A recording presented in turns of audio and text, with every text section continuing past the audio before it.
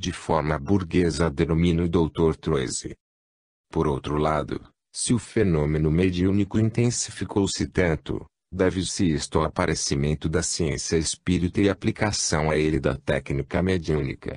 E esta técnica foi devida a homens de ciência que, avassalando os preconceitos e o misoneísmo, declararam-se espíritas, isto é, partidários da indestrutibilidade do espírito, ou da essência espiritual dos seres. Reconheça, além disso, o Dr. Troise que sem o espiritismo não teria aparecido a metapsíquica, que bem poderia ser qualificada como uma parte ou ramo moderado da ciência espírita, como também não teria aparecido aquilo que se convencionou chamar a ciência psíquica. Quantos nomes para nos referirmos sempre à mesma coisa, a essência espiritual. Quando se reconhecer definitivamente que o número que determina ou produz os fenômenos espíritas ou metapsíquicos é o espírito do homem, despojado de sua pessoa física, o espiritismo converter-se-á em uma síntese de toda a história dos fatos supranormais. Hoje, porém, enquanto na apreciação de tais fatos interferirem fatores de ordem mental e espiritual, cada um terá direito a conjecturar a seu gosto, e propor as mais absurdas hipóteses antes de admitir a tese espírita, a qual terá um caráter mais natural e mais filosófico, sempre que os fatos se apresentarem com a magnificência e com a claridade que tiveram as materializações de Katia King, observadas por Sir William Crookes.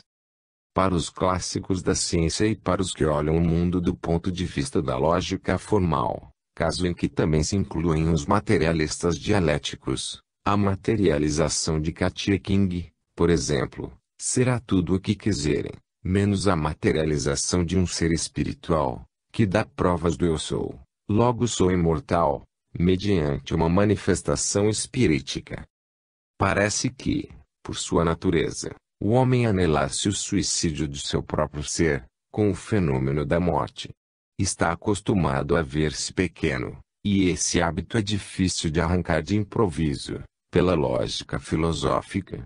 Depois de haver vivido no máximo 80 anos, quer desaparecer eternamente, quer suicidar-se ao invés de admitir que depois da morte o ser continuará atuando em seu próprio existir.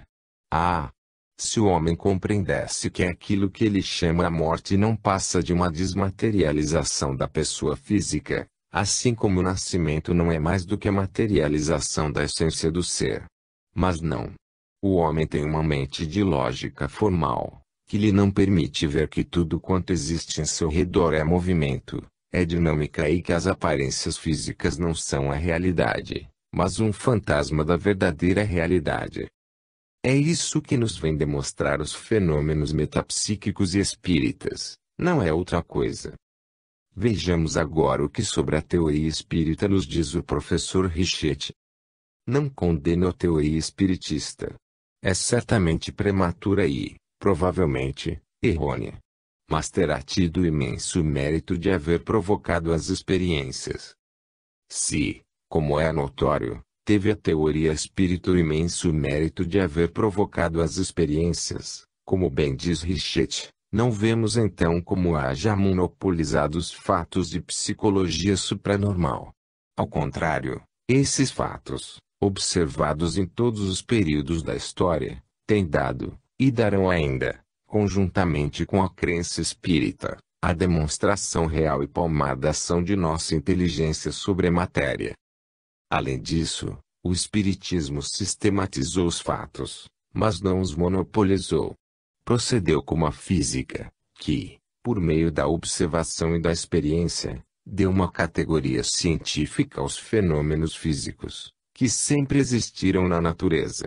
Não obstante, isso não autoriza ninguém a dizer que ela tenha monopolizado os fatos obtidos. Por outro lado, qual a ciência que não tenha primeiro tomado os fatos experimentais do mundo objetivo, para depois, baseada nesses mesmos fatos, constituir-se em ciência de conhecimento?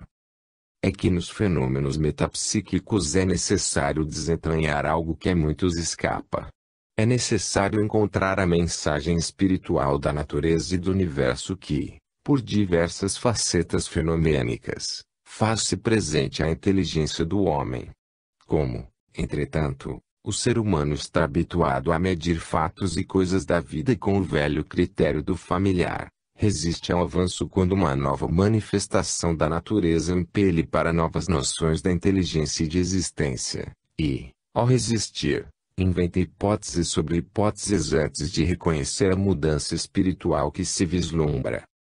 Nem os revolucionários de todos os setores, sejam eles científicos ou sociais, se dão conta de que a verdadeira revolução virá da metapsíquica e da ciência espírita e jamais dessa velha cultura do mundo que, em termos gerais, pode classificar-se como religiosa e materialista e, portanto, desprovida da verdadeira essência que possa despertar no homem o sentido da revolução.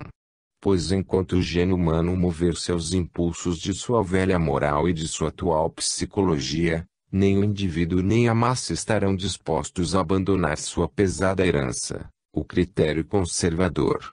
A despeito de seu progresso e de sua evolução, o velho conhecimento mostrará sempre um homem defeituoso, exposto a todas as debilidades e contratempos.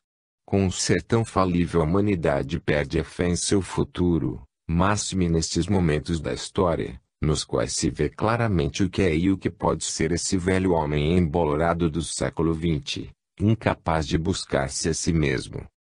Sabemos de sobejo que para alguns estas ideias serão consideradas como divagações de um idealista, que não sabe ver o processo histórico, nem sabe como as coisas realizadas pelo homem governam o próprio homem, esse falaz reflexo da matéria.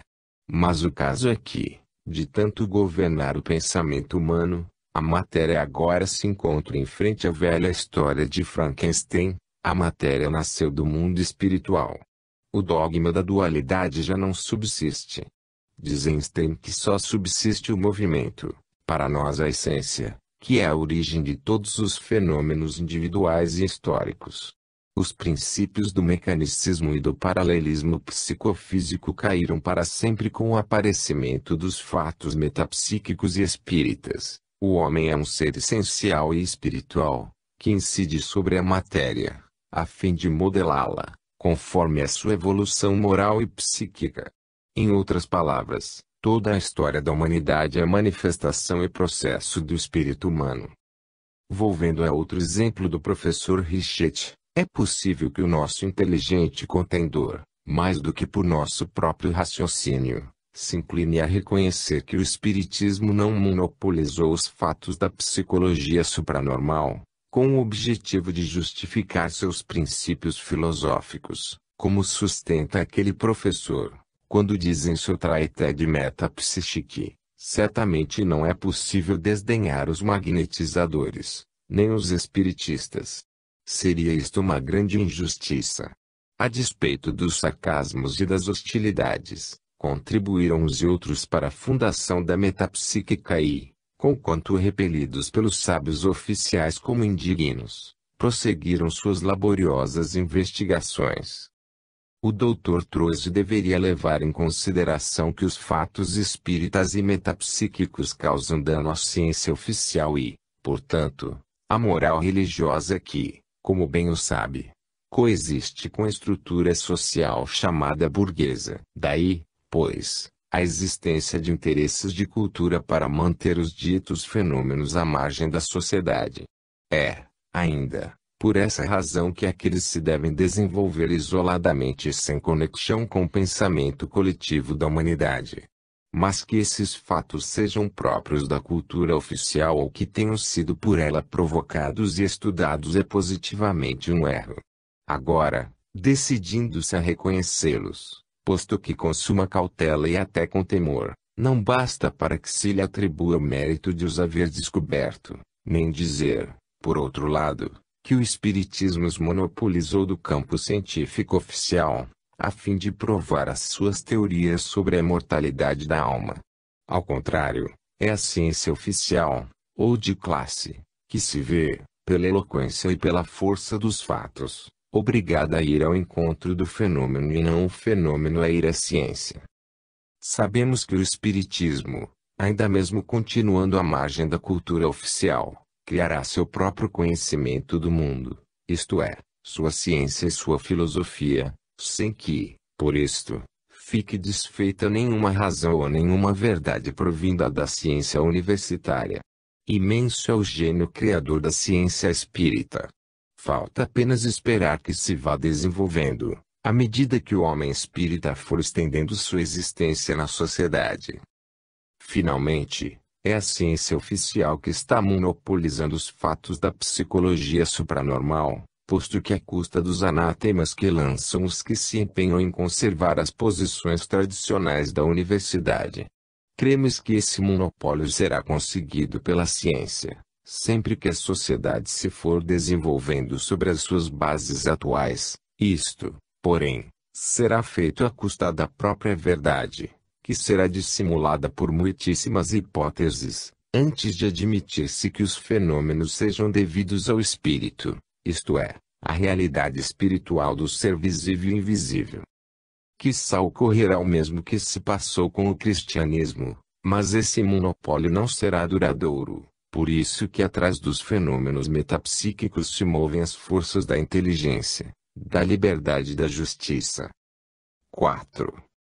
O supranormal não é infinitesimal na vida psíquica da humanidade.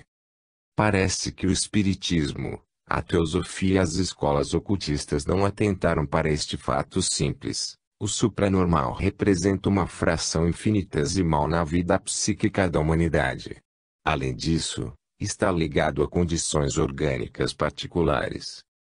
Encarado do ponto de vista da ciência espírita, o supranormal não representa, como diz o Dr. Troisi, uma fração infinitesimal da vida psíquica da humanidade, por isso que é uma manifestação ou faculdade que se faz presente no ser, isto é, um novo sentido que irá aumentando na raça, à medida que sua estrutura espiritual penetra e se estende pela evolução psíquica do ser.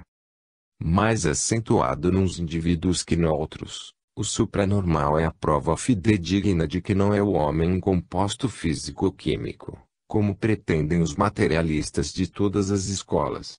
Isto nos demonstra que a concepção clássica do indivíduo será cada vez mais desmentida, à medida que o supranormal for crescendo na natureza humana. Considerar o supranormal como infinitesimal é esquecer o sentido estatístico da questão, já que os homens que se dedicam à investigação metapsíquica e espírita nos dizem que não há ninguém que não seja dotado, em forma visível, neste ou naquele aspecto, desse sentido espiritual. Eis porque nos diz o Dr. Gustavo Gelei que entre o normal e o supranormal não existe uma linha divisória, não há fronteiras, um e outro revelam processos vitais e sua única diferença se estriba no fato de que um nos é familiar e dá-nos a ilusão de o haver-nos compreendido, enquanto que o outro tem o caráter oculto de tudo aquilo que nos é ignorado. O fato de que o supranormal não se manifeste em forma ostensiva em todos os indivíduos não impede que em certas pessoas perca o caráter infinitesimal, que ainda poderia ter uma tal faculdade. As pessoas que sustentam esse argumento, por certo pouco construtivo, deveriam ter bem presente a imaginação aquela expressão do professor William James, para derrubar a lei de que todos os corvos são pretos. Não é necessário buscar o modo de demonstrar que nenhum corvo seja preto. Não é preciso mais do que provar que existe um corvo branco, um só, isto basta. Além disso, muitas são as coisas infinitesimais na vida do homem, e nem por isso deixaram de ser proveitosas as suas menores demonstrações. Entre os fatos astronômicos alguns existem que apenas se observam uma ou duas vezes e, nada obstante, a ciência os registra e deduz leis que logo se tornam inegáveis. Referindo-se aos casos de criptestesia, diz que se não tivesse havido no mundo outro médium, a senhora Piper seria suficiente para que a criptestesia ficasse provada suficientemente. E, ao ocupar-se dos movimentos sem contato e das materializações, também nos diz que se não existisse no mundo outro médium, Eusapia Paladino seria suficiente para que ficassem cientificamente estabelecidas a telecinesia e ectoplasmia.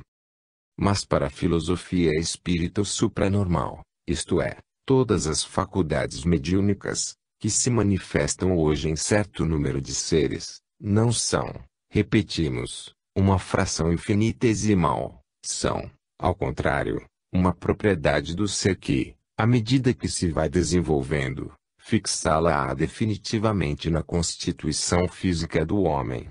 Por outras palavras, quando a raça humana alcançar maior espiritualidade, possuirá esse novo sentido, a fim de melhor realizar a sua evolução palingenésica.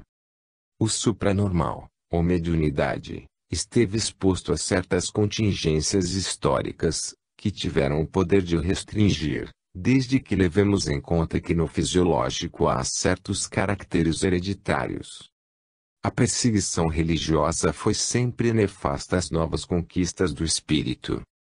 Como se sabe, as manifestações supranormais ou mediúnicas, em toda parte onde se vão apresentando, têm revestido tendências antidogmáticas e antirreligiosas, sobretudo as de caráter subjetivo, cujas comunicações, depois de afirmarem a imortalidade da alma e a sua evolução, condenaram arduamente as religiões positivas e, particularmente, a que tem sua sede em Roma. Para estrangular este canal revolucionário da ciência e propulsor do livre pensamento, era necessário destruir o supranormal ou essa faculdade mediúnica que, em lugar de reforçar os princípios do dogma, contra eles investia tenazmente, com o único fito de pôr a salvo a essência do cristianismo. Então foi necessário fazer funcionar o Tribunal da Santa Inquisição e extirpar, assim, essa praga de criaturas diabólicas, que se antepunham ao poder espiritual da Igreja. Este fator histórico foi um dos motivos por que o supranormal, ou mediunidade, perdeu sua pujança e sua transmissibilidade, no que tange ao aspecto hereditário e fisiológico. Esta noção da hereditariedade da faculdade mediúnica, diz o Dr. Gustave Gelei, dá-nos a compreender, de certo modo, por que tão rara é a mediunidade no Ocidente. E a tese que ouvi sustentar na Polônia. Segundo os poloneses, a Inquisição e os processos contra os feiticeiros extinguiram quase que totalmente a raça dos médiuns em toda a Europa Ocidental. Entre as centenas de milhares de pessoas condenadas à fogueira, durante muitos séculos, havia por certo uma grande maioria de histéricos, mas também uma minoria não desprezível de verdadeiros médiuns. A mediunidade subjetiva, acrescenta o Dr. Gelei, pôde, em certa proporção, escapar à destruição, mas a mediunidade objetiva, mais fácil de ser descoberta, teria sido, assim, quase que totalmente extirpada. Sob esse ponto de vista, a obra da Inquisição e dos famosos processos, cujo objetivo era bem outro, teria alcançado um êxito importante, êxito nefasto para a ciência e para a verdade. Não esqueça o Dr. Troisi que se o supranormal, ou faculdade mediúnica, fosse uma fração infinitesimal na ordem psíquica da humanidade, a Igreja não teria agido da forma por que agiu, queimando criaturas supranormais ou médiuns. Ninguém como ela para prevenir um verdadeiro perigo. Pois se, mediante a Inquisição se dá a tarefa de queimar ou destruir essa faculdade supranormal do homem, é porque esta faculdade não era uma fração infinitesimal do psiquismo humano, mas um poder demasiado visível e generalizado, que teria de ser destruído pelas labaredas das fogueiras. Tal maneira de agir é a característica da civilização clássica. Vejamos, além disso, o que aconteceu com aqueles seres dotados de sentido revolucionário.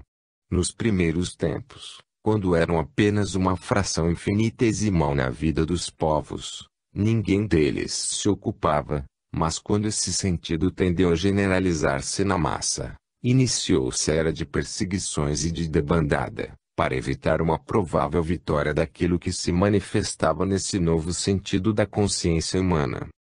Quando os fatos e os valores gerados à margem da cultura de classes chegam a assumir certa ressonância e difusão nos espíritos, põe essa cultura em estado de alerta. Mas quando esses fatos e valores se acentuam, esta age impiedosamente, visando destruí-los e, assim, salvar os seus interesses de predomínio. Mas enquanto continuam apenas como uma fração infinitesimal na sociedade, ninguém os levará em conta, nem sequer os recordará. Ora, o gênio é sempre um sentido geral e visível na vida psíquica da humanidade. Não será, ao contrário, como o supranormal, uma fração infinitesimal. E por isso mesmo, pode duvidar-se dele e deixar de levá-lo em conta no estudo da vida do homem e do futuro das ciências. É bem sabido que as figuras geniais da humanidade constituem reduzido número. Isto, porém, nada implica para negar a existência do gênio e que suas propriedades ou essências sejam peculiares à condição humana, pois se para crer na sua mesma natureza fosse necessário ver um gênio em cada homem, erraríamos as rotas do bom senso e da razão. Se, por um momento, o Dr. Troisi se inclinasse a considerar aquilo que postula a ciência espírita, talvez chegasse a compreender que o supranormal não é mais do que a substância mesma do indivíduo que, à medida que realiza o seu processo palingenésico, torna-se nova faculdade de conhecimentos. Vejamos o que afirma a ciência espírita. Primeiro, o que há de essencial no universo e no indivíduo é um dinamo-psiquismo único, primitivamente inconsciente, mas tendo em si todas as potencialidades. As aparências diversas e inumeráveis das coisas não são mais do que as suas representações. Segundo, o dinamo-psiquismo essencial e criador, através da evolução, passa do inconsciente ao consciente. Segundo Gelei, estas duas proposições repousam sobre os fatos. Podem hoje ser objeto de uma demonstração precisa, primeiro no indivíduo, e logo, por uma vasta indução, pode transportar-se para o universo. Concebido o indivíduo desta maneira, o supranormal, ou mediunidade, não será um milagre naquele que o possui, mas, como já o dissemos, uma manifestação dessa essência dinâmica e psíquica que existe no próprio ser. Por isso cremos, com o Dr. Gelei, que a prolongação, infinitamente vasta, da consciência do ser, deve ter como resultado fatal fazer estalar, por assim dizer, os marcos práticos e transitórios de individualidade. Ao que acrescenta, não é possível compreender-se o mediunismo, o supranormal, sem sua prodigiosa diversidade, a não ser pelo conhecimento do indivíduo, do agrupamento individual, com suas possibilidades de dissociação relativa e momentânea, e pela noção, sobretudo, de sua essência metafísica, do dinamo-psiquismo criador, dele objetivado. Além disso, pelo fato de estar o supranormal ligado a condições orgânicas particulares, devemos fazer sentir que essas condições orgânicas particulares de modo algum menoscabam a atuação supranormal ou mediúnica, nem a invalidam por força das considerações que, neste sentido, pudessem ser formuladas pela ciência. Por outro lado, se nessas condições orgânicas quiséssemos ver um estado patológico do ser dotado de supranormal, isto constituiria mais que um erro. Seria um completo desconhecimento do mecanismo dessa faculdade. Charles Richet deixa bem claro que os indivíduos supranormais são pessoas semelhantes às demais. Em todo caso, diz ele resisto absolutamente a considerá-los como enfermos, qual se mostra disposto a fazê-lo Piaget. Sem alguns notamos uma certa desagregação da consciência, entre os artistas. Os sábios e os próprios indivíduos vulgares também se manifestam, com frequência, fenômenos análogos, com automatismo parcial. O estado normal, porque tanto se bate o Dr. Troisi no qual tanto confia para a elaboração do conhecimento, talvez não seja o mais propício para alcançar a verdade. E se não, atentemos mais uma vez para o gênio. Os grandes gênios foram sempre indivíduos supranormais, sujeitos a condições orgânicas especiais. E, nada obstante, nesse estado supranormal deram as maiores criações artísticas, científicas e filosóficas. A tal respeito diz muito bem o Dr. Gelley Rousseau, enchendo páginas de escrita sem refletir e sem fazer esforço, num estado de arrebatamento que lhe arranca lágrimas. Musset, ouvindo o gênio misterioso que lhe dita os versos. Sócrates, obedecendo a seu demônio. E Schopenhauer, recusando crer que seus postulados fossem sua própria obra, procedem realmente como médiuns. E acrescenta: não é raro que o mediunismo coexista com as manifestações de inspiração artística. Musset, por exemplo, é um sensitivo notável e quase um visionário. O supranormal está relacionado com tudo quanto de grande possui a humanidade. Essas condições orgânicas especiais, nas quais os materialistas e alguns psiquistas querem encontrar as raízes da origem do supranormal, são a expressão inegável de que o ser é um dinamopsiquismo que condiciona a organização fisiológica.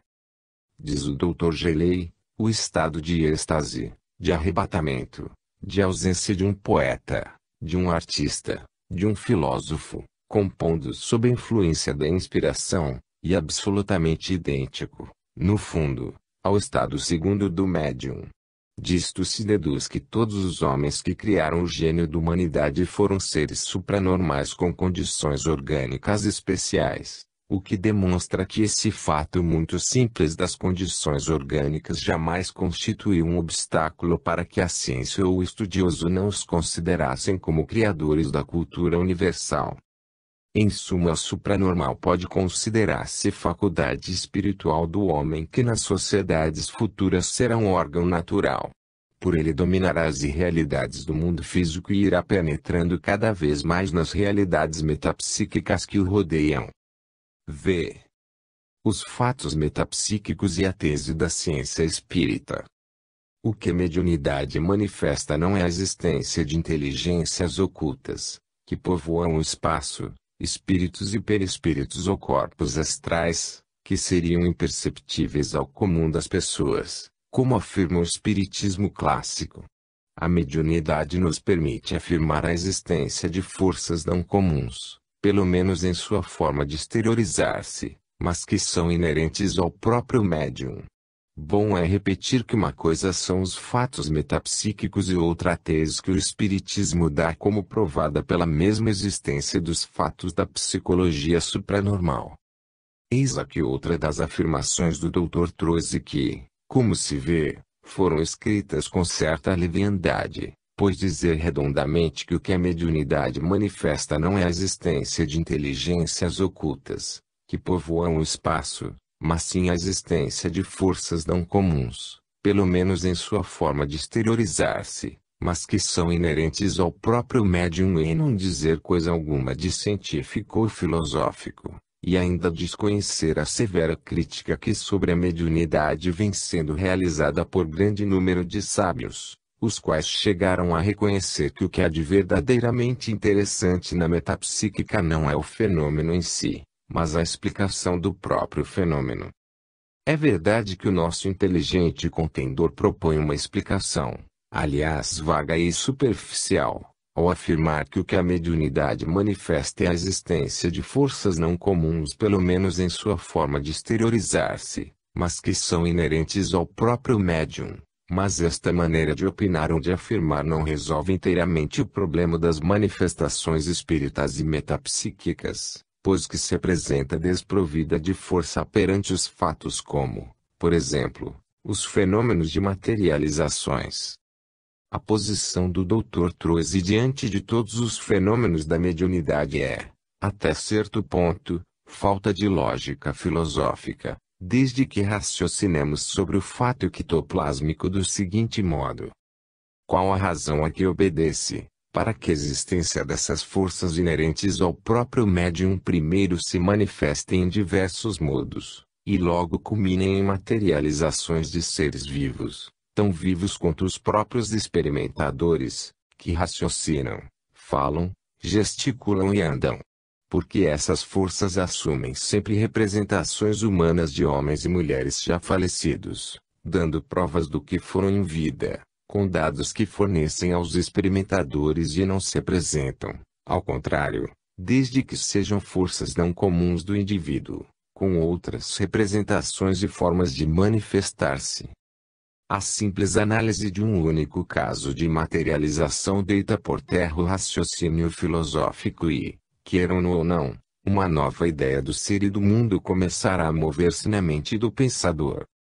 Bom é aqui recordar que na produção dos fenômenos metapsíquicos e espiritistas absolutamente não intervêm os mesmos processos históricos da sociedade, que o materialismo dialético descobre muito bem na existência de quase todas as formas sociais. Estes fatos novos, para a cultura clássica, a despeito do processo dialético que seguem as coisas, ainda mesmo que sejam unicamente o resultado da existência de forças não comuns inerentes ao próprio médium, estão a mostrar-nos o único caso da história em que os modos de produção não intervêm de nenhuma maneira, e a necessidade de praticar uma severa revisão do materialismo dialético, no que respeita à sua interpretação que, do ponto de vista do paralelismo psicofisiológico, postula sobre o indivíduo. Nada obstante, a existência dessas forças não comuns não convenceram o Dr. Troisi. Por isso, ao examinar em seu livro Os Problemas do Conhecimento, diz: nas condições psicofisiológicas do conhecimento não fazemos referência à chamada psicologia supranormal. Parece oportuna a ocasião de fazer uma pergunta. Por que o Dr. Troisi não fez referência à psicologia supranormal, como ele a denomina, se quis estabelecer em seu livro uma verdadeira teoria do conhecimento? Porque agora, se esta nova psicologia for real, se existir, estará ele seguro de que o materialismo dialético seja um conhecimento completo e verdadeiro e não corra o perigo de ser impugnado por novos fatos, oferecidos por essa psicologia. Entretanto, posto a reconheça como verdadeira e chegue até a propor-lhe uma explicação, fez ouvidos moucos e continuou, com fé materialista, a considerar as condições do conhecimento e da história, dedicando-lhe apenas 2 páginas. A explicação e interpretação do fenômeno metapsíquico, mais do que qualquer outra coisa, é um problema de caráter espiritual e de compreensão revolucionária, pois assim como são muitos os homens de ciência que teimam em não enxergar, por detrás dos fenômenos sociais, as manifestações da injustiça social, assim também muitos são os que se recusam a ver nos fenômenos metapsíquicos e espiritistas manifestações da imortalidade espiritual do ser. Ora, se de acordo com a concepção dialética do mundo pensamos que tudo é vibração e reação, e que tudo quanto existe está em constante movimento, como poderemos admitir, então, que esse eterno movimento das coisas, mesmo dessas forças não comuns, mediante um simples fenômeno de transe mediúnico, logre a gestação de fatos ectoplásmicos, que culminam na materialização de seres vivos, que falam, pensam e revelam toda uma personalidade? Que ideia diretriz existe ou vive no processo dialético do mundo e do universo, que consegue realizar, no curto espaço de tempo que dura o transe supranormal, aquilo que custa todo um processo de gestação no ventre materno? Se concedermos aos fenômenos metapsíquicos toda a importância que eles têm, a concepção dialética tornar-se-á insustentável, desde que a encaremos do ponto de vista do paralelismo psicofisiológico, no que tange ao individualismo do ser. Pois se o homem e a matéria são ambos de natureza dialética, a que fator será devido que o ser individual da pessoa se mantenha coeso e sem se diluir na corrente dialética das coisas? Porque, ao passar através do fluxo e do refluxo da matéria e por todas as contingências e provas históricas, o ser se mantém inalterável, vive consciente de si mesmo. Uma prova disso é o que se observa no processo dialético que se realiza nos próprios lóbulos e localizações cerebrais que, não obstante o mesmo processo, não se desvanece a identidade individual do ser por um instante sequer. Com este resultado não seria, pois, aventuroso deduzir que movimento e inteligência não se confundem numa expressão única do processo dialético, mas seriam duas manifestações da vida, que se atritam continuamente. As interrogações que temos erguido, juntamente com muitas outras que existem, não seriam mais do que confirmações da doutrina espiritista, isto é, as provas indiretas da tese espírita, relativamente ao conteúdo dos fenômenos metapsíquicos. Por mais que se queira opinar em contrário, a união do espiritismo e do materialismo é um fato, pois o espírito, a força e a matéria são, em última análise, fases sucessivas da unidade criadora do universo. Como já dissemos de outras vezes, já passou a hora do materialismo filosófico.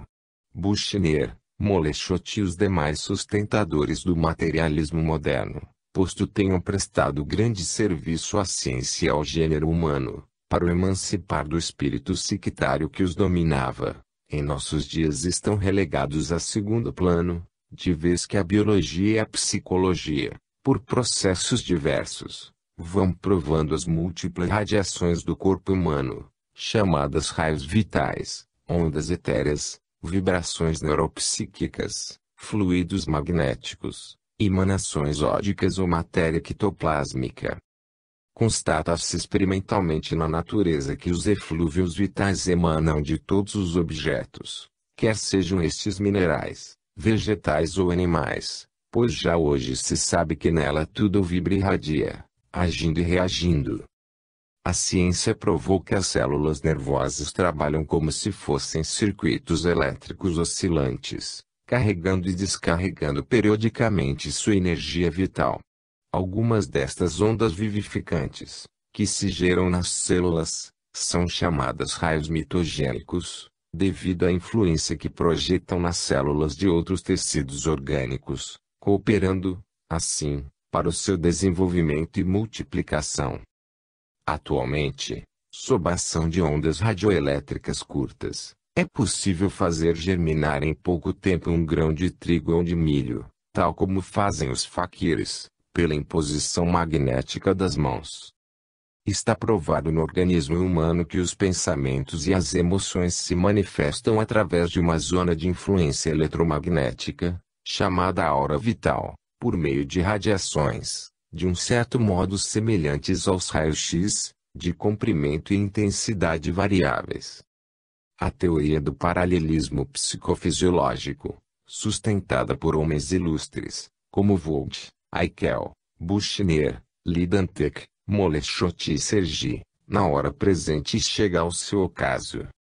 Entre outras considerações, escreve Ernesto Bozano apresentaremos 2 ou 3 casos que demonstram como a fórmula de que o pensamento é uma função do cérebro é insustentável como teoria científica e filosófica. É sabido que os casos que vamos mencionar se multiplicaram com a Grande Guerra passada e foram observados na França, na Itália, na Inglaterra, na Alemanha, nos Estados Unidos, na Bulgária e em outras partes do mundo.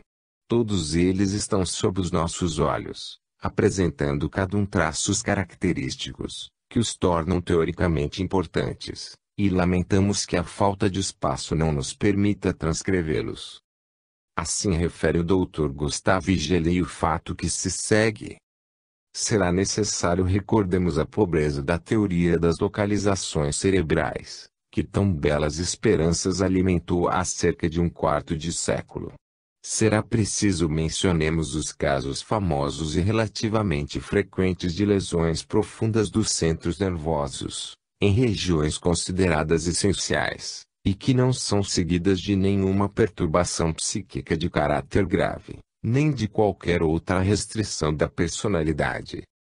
Baste que lembremos apenas aquele caso típico, publicado em 1917 pelo Dr. Gepping, um jovem, chamado Louis B., havia sofrido a ablação de uma parte considerável do hemisfério cerebral esquerdo, substância cortical, substância branca e centros corticais, e, nada obstante, ficou intelectualmente normal, a despeito da ausência das circunvoluções consideradas como sede de funções essenciais.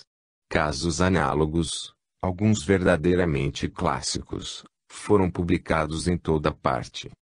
Se a teoria das localizações se torna cada vez mais insustentável, não é menos certo que em sua queda também arrasta a tese do paralelismo estrito.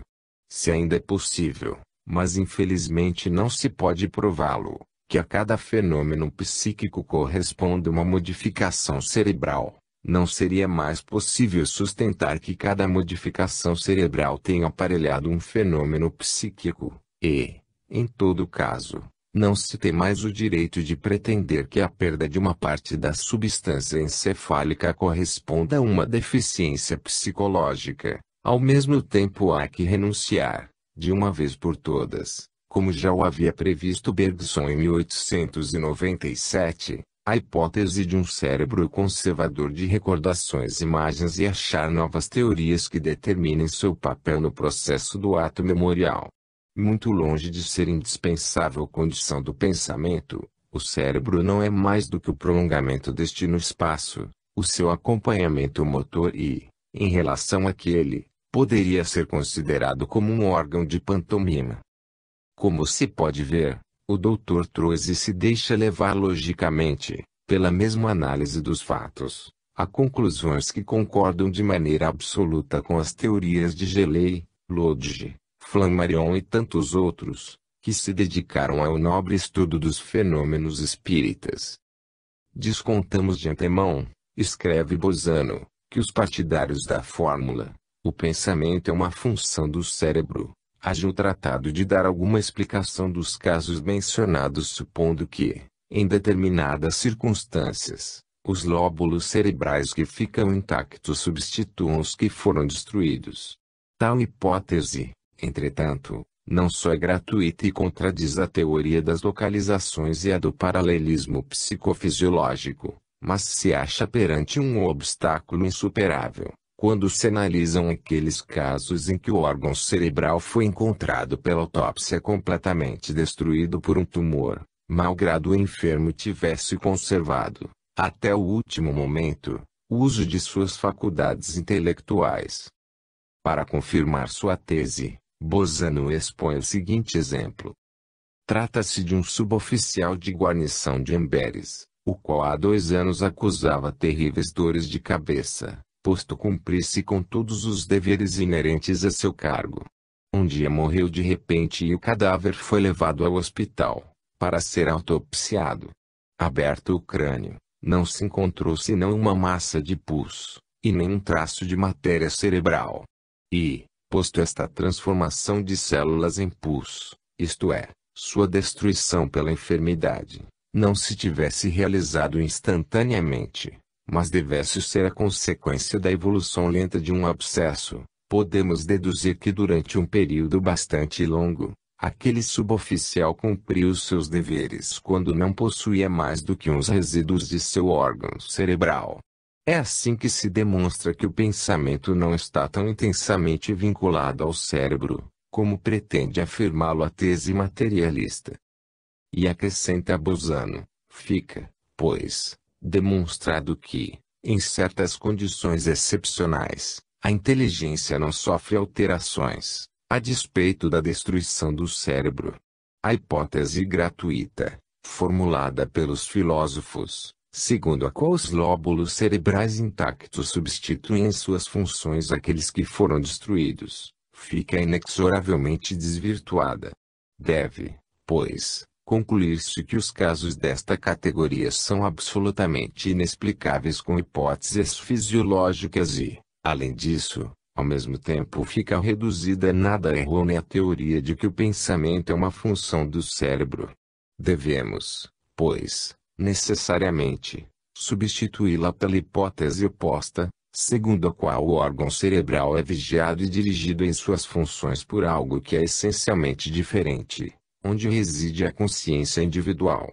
Por outras palavras, tudo concorre para provar a existência de um cérebro supranormal ou etérico, imanente no cérebro físico, e, por conseguinte, a existência de um corpo supranormal ou etérico imanente no corpo somático.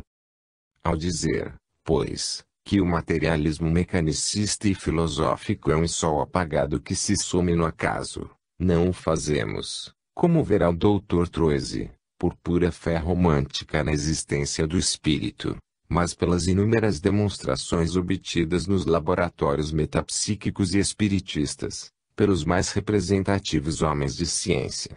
Se dizemos que o cérebro não segrega o pensamento, como o fígado a bile, que um corpo pode ser destroçado, rasgado pelo bisturi, mas que o espírito pode continuar pensando e agindo livremente, enquanto o corpo jaz insensível por meio dos efeitos de um narcótico, dizemo-lo porque o espírito foi achado pelo imortal microscópio de William Crookes, ao descobrir um quarto estado da matéria, e pela investigação científica do pensamento moderno.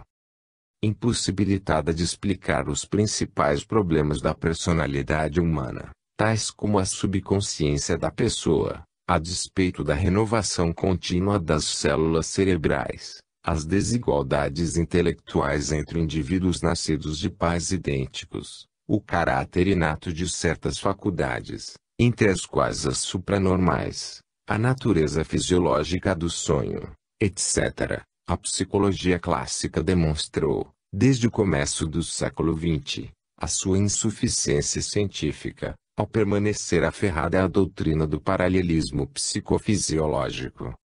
Vejamos o que diz o Dr. Gilley na Revue Metapsychique de janeiro a fevereiro de 1922, as páginas 22 a 24. Com isto, por mais inverossímil que pareça, deveremos aceitar definitivamente uma evolução do materialismo científico para o espiritismo moderno. Diz ele assim: não existe paralelismo psicoanatômico, porque as ações dinâmicas sensoriais e psíquicas podem realizar-se fora do próprio órgão, por uma verdadeira exteriorização. Não há paralelismo psicofisiológico porque o transe, durante o qual o subconsciente supranormal se manifesta em todo o seu poder, é uma espécie de aniquilamento da atividade dos centros nervosos, que às vezes chega até ao coma. Como poderíamos achar paralelismo na visão à distância, através de obstáculos materiais e fora do alcance dos sentidos? Ou na lucidez? Os fenômenos subconscientes também são contrários ao velho ensino clássico, segundo o qual não existe mais do que a memória cerebral, e é sabido que a memória cerebral é limitada, infiel e caduca, não guarda senão uma parte ínfima das impressões, lembranças do ser. A maior parte dessas impressões parece que se perdem para sempre.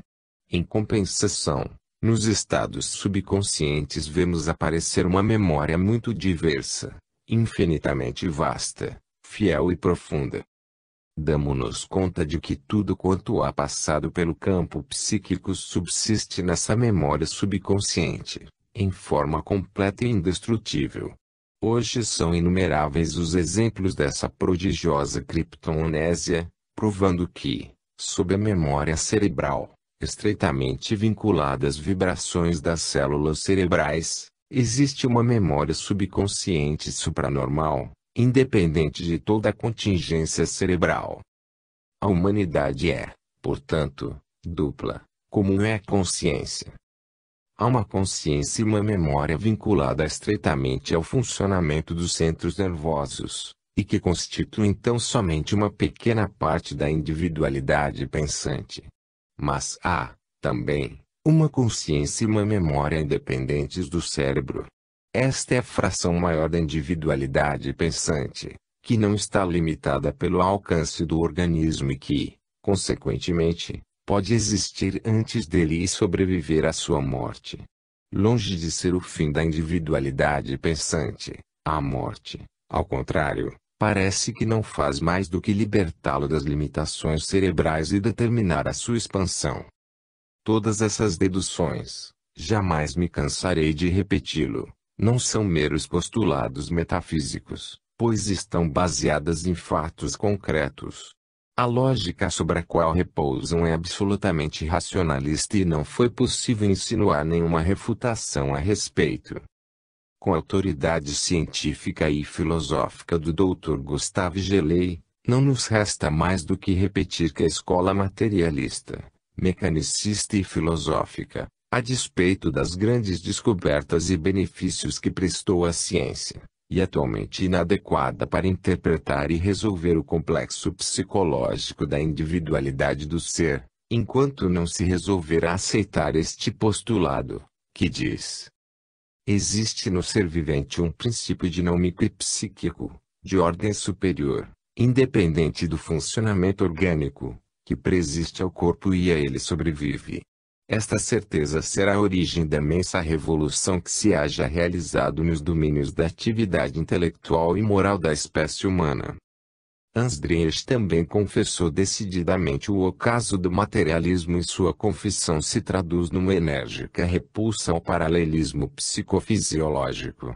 Ao afirmar a realidade dos fatos metapsíquicos e espíritas, Dresch estuda a importância que essa fenomenologia supranormal tem para o conhecimento e para a filosofia, afirmando que duas ciências clássicas estão chamadas a transformar-se radicalmente, devido a isso, a biologia e a psicologia. Diz ele, por conseguinte, a nossa filosofia deverá modificar-se substancialmente, por isto que toda ciência em particular chega a estas conclusões finais, que a alma faz parte integrante da filosofia. E conclui, o paralelismo impôs-se de 1850 até 1900. Fazia parte integrante da psicologia ortodoxa. Essa situação teórica era verdadeiramente curiosa, pois o paralelismo não passa de enorme absurdo, absolutamente insustentável. Hoje nada resta de pé do paralelismo físico e mecânico. É-nos apenas permitido falar de um paralelismo psicofísico muito geral, afirmando que nossa vida consciente é paralela à ação de nossa alma subconsciente. Mas é coisa muito diversa afirmar que existe um paralelo entre a vida consciente e a ação de uma máquina mecânica. A independência do espírito está, pois, o salvo. A alma e o corpo são duas entidades em relação casual, mas não idênticas. E acrescenta, aqui é que se abrem as portas à metapsíquica. Nós construímos umas pontes sólidas e firmes que conduzem aquelas partes de ciência que achamos normais e aquelas outras que consideramos anormais ou supranormais. O maior obstáculo da parapsicologia, o materialismo sob todas as suas formas, foi eliminado. E nós acrescentamos, a certeza científica da existência do espírito é a base única sobre a qual se assenta esse mundo novo, que os ideais de progresso querem hoje dar de presente à humanidade. A mediunidade, ou fenômeno metapsíquico, diz o Dr. Gelei, desprovida de todo ensaio lógico de interpretação, considerada isoladamente e sem levar em conta o problema filosófico, que encerra o fato em si, é de muito pouco interesse. Tomemos como exemplo os fenômenos físicos da mediunidade, os movimentos dos objetos, seu transporte de um ou outro lado das salas de sessões, a levitação de um móvel, as percussões, etc. Todos esses fatos, considerados em si mesmos, não oferecem absolutamente nada de notável. Sua importância, seu interesse liga-se inteiramente às perguntas: como tais fenômenos puderam produzir-se sem intermediário apreciável? Por que força desconhecida e sob que direção inteligente foram produzidos? E acrescenta, que nos importariam as percepções táteis ou a visão de fulgores, de órgãos e de organismos materializados, sem o mistério fisiológico, mistério psicológico, mistério filosófico, que tais visões, queiramos ou não queiramos, impõem a nossa reflexão. Em seu livro La Combinaissance Supranormale diz o Dr. Eugênio Osti, é condenar-se resolutamente à esterilidade e crer e dizer, como tenho lido algumas vezes, que em metapsíquica, ciência e informação, convém aglomerar fatos, muitos fatos, sempre fatos, deixando sua explicação ao cuidado das gerações futuras. Aquele que adotasse tal programa tomaria uma tarefa fácil, mas de escassa utilidade supérflua, do momento em que, logradas todas as variedades de fatos, não fará mais do que acumular aquilo que já é conhecido. William Crookes, que não era um religioso, nem sequer um filósofo, que tantas luzes deu com seu gênio ao conhecimento científico e à técnica do homem, não se atreveu a dizer que o que a mediunidade manifesta seja a existência de forças não comuns, mas que são inerentes ao próprio médium. Katia King, comprovada tão escrupulosamente pelo grande físico inglês, não pode ser uma força inerente ao próprio médium, pois se a forma materializada de Katia fosse um prolongamento do próprio médium, teríamos então que aceitar estas duas proposições. Primeiro, que todo indivíduo de natureza mediúnica é um taumaturgo maravilhoso que, acima dos demais seres, consciente ou inconscientemente, pode criar, dando-lhes atributos de vida e de inteligência, órgãos e seres humanos, que jamais lograram ser produzidos nos laboratórios científicos, onde o pensamento do homem conseguiu as mais brilhantes conquistas. Segundo, que se existirem seres humanos que possam dar forma a outros seres vivos, nos quais o coração pulsa, o pulmão respira, e a organização corpórea é perfeita, teremos que duvidar da existência real de muitas pessoas que passam ao nosso lado, pois temos o direito de suspeitar que sejam as materializações de certos médiuns, fugidas das salas de experimentação. Como se vê, estas duas suposições se afiguram muito mais inverossímeis do que a própria tese espírita. Muitas são as hipóteses que foram criadas, por não querer admitir-se a probabilidade de que o espírito humano possa manifestar-se, pelas condições especiais que cria a mediunidade, depois que se haja despojado do organismo fisiológico. Um certo número de investigadores anti-espíritas recorreram à hipótese do subconsciente, pela qual os médiuns têm, consciente ou inconscientemente, o poder de provocar todas as manifestações espíritas e metapsíquicas. Esse poder do subconsciente dos médiuns leva a pensar que o homem normal é um ser impotente, enquanto que no estado supranormal é capaz de superar até o processo das leis naturais. Se isso fosse certo, a ciência deveria, neste sentido, apressar os seus estudos e procurar levar o homem a esse estado mediúnico permanente, isto é, criar uma raça supranormal, para aproveitar os poderes maravilhosos que tem o ser nesse mundo subconsciente.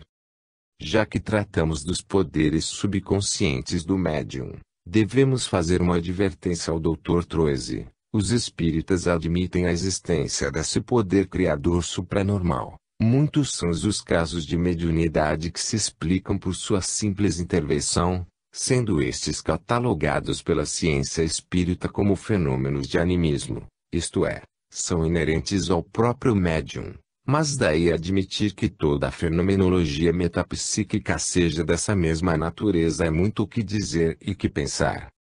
Segundo Ansdrich, a ação espírita não consiste apenas numa ação procedente do mais além. Não é forçosamente dos espíritos que provêm as comunicações, ao contrário, estas podem consistir numa leitura feita pelo médium na consciência do espírito, o que reduz a ação espiritual a uma leitura de pensamento, ainda mesmo quando esta não se produz entre vivos. Deixando de lado, pelo momento, os demais fatos, o fenômeno das materializações é, ao nosso entender, a prova mais concludente de que o ser é indestrutível pela morte e de que pode manifestar-se com a realidade tangível de nosso mundo, em certas circunstâncias especiais. Quem houver meditado nas materializações de Katia King, de Stella Livermore, de Bien Boa, de Benjamin Franklin e de outros, ante essa plenitude espiritual do fenômeno metapsíquico, recordará logo este pensamento de Charles Richet, em seu Traité de Metapsychique. Talvez amanhã na metapsíquica tenha o direito de subir ainda mais, para uma moral, uma sociologia, uma teodiceia novas.